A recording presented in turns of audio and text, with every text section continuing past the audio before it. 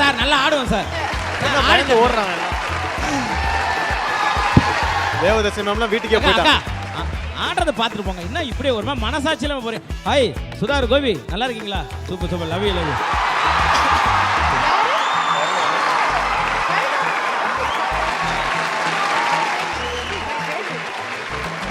உங்க காமெடி எல்லாம் எனக்கு ரொம்ப பிடிக்கும். Love you super. மக்களை சந்தோஷப்படுத்திட்டே இருங்க.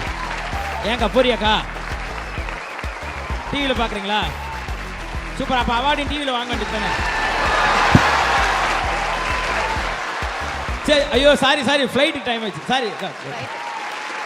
ஓகே டான்ஸ் ஆரம்பிக்கிறதுக்கு முன்னாடி அவுட்ஸ்டாண்டிங் பெர்ஃபார்மன்ஸ்க்கான ஒரு எக்ஸாம்பிள் அது இருக்கு இல்லையா?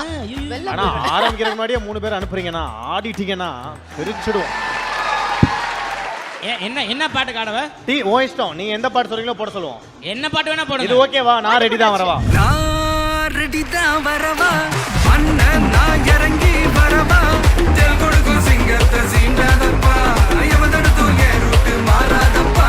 நான் ரெடி தான் வரவா? அண்ணன் நான் தனியா வரவா? தரநடுகிற பராடிக்கிற நாடு. புகழ், நாங்க உங்களை கலா மாஸ்டர் ரேஞ்சுக்கு நினைச்சோம். நீங்க ஒரு பரோட்டா மாஸ்டர் மறுபடியும் காட்டிட்டீங்க. No dance.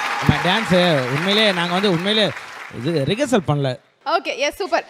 எஸ் புகழ். ஸோ அவார்ட் வாங்குறது அப்படிங்கிறது எல்லாத்தையும் தாண்டி அதுக்கு முன்னாடி அது சக்ஸஸ்ன்ற ஒரு விஷயம் ப்ரூவ் பண்ணால் தான் அவார்டுன்றது கிடைக்கும். அந்த சக்ஸஸ்ன்ற ஒரு விஷயம் வர்றதுக்கு பாடுபட வேண்டியிருக்கும்.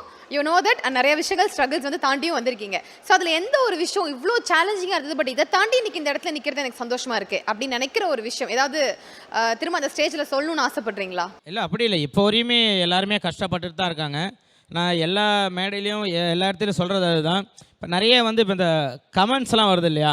அந்த கமெண்ட்ஸ்லாம் பார்த்துட்டு நம்ம சோர்வடைந்து உட்காரக்கூடாது. நமக்காக லைக் பண்ணுறதுக்கு ஒரு 100 பேர் இருக்காங்களே, அவங்கள சந்தோஷப்படுத்தணுன்றது தான் என்னோட ஆசை. கீழே இருக்க கமெண்ட் எல்லாம் பார்த்தா யாராலையும் வரவே முடியாது இந்த ஸ்டேஜுக்கு. அவங்களால அதை மட்டும்தான் பண்ண முடியும். அந்த கமெண்ட் போகிறதா என்ன ஆகும்?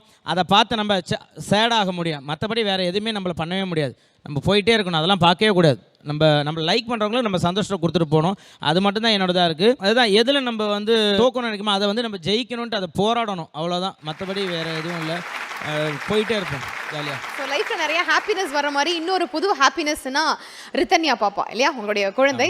ஸோ எந்த அளவுக்கு ஒரு லைஃப்பில் ஒரு சேஞ்ச் கொண்டு வந்திருக்காங்க, இல்லை ஒரு பாசிட்டிவிட்டி, எந்த அளவுக்கு ஒரு லக்கி சாம் ரித்தன்யா? இல்லை ரித்தன்யா பிறந்ததுக்கப்புறம் என் ஒய்ஃப் மேலே தான் எனக்கு ரெஸ்பெக்ட் அதிகமாக வந்துச்சு. ஒய்ஃப் வந்து ஹாஸ்பிட்டலில் இருந்தப்போ நான் கூட உள்ளே இருந்தேன். ஆப்ரேஷன் தேட்டரில் இருந்தேன். உள்ளே அந்த கஷ்டத்தை பார்க்குறப்ப ஒரு பெண் வந்து தான் உயிர் போகும்னு தெரிஞ்சு இன்னொரு உயிரை பெற்றெடுக்கிறதுலாம் ஒரு பெண்களால் மட்டும்தான் முடியும்.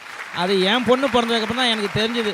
ஓ இவ்வளோ வலி இருக்குது. இவ்வளோ வலியை தாண்டி நம்மளை கஷ்டப்பட்டு இவ்வளோ தூரம் அம்மா வளர்க்குறாங்கன்னா எல்லாருக்கும் சொல்கிறது தான். நம்ம நல்லா இருக்குன்னு நினைக்கிறது அப்பா அம்மா மட்டும்தான். யாரும் தயவு செய்து அவங்கள விட்டுறாதீங்க. ஏன்னா பொறாமப்பட தான் பிள்ளை எப்படி இருந்தாலும் அவங்களுக்கு அவங்க தான் ஹீரோ. அதனால் அப்பா அம்மா மட்டும் என்றைக்கும் விட்டுறாதீங்க. அவங்க கண்ணிலேருந்து தண்ணி வர வச்சிடாதீங்க. அவ்வளோதான் சொல்லுவேன்.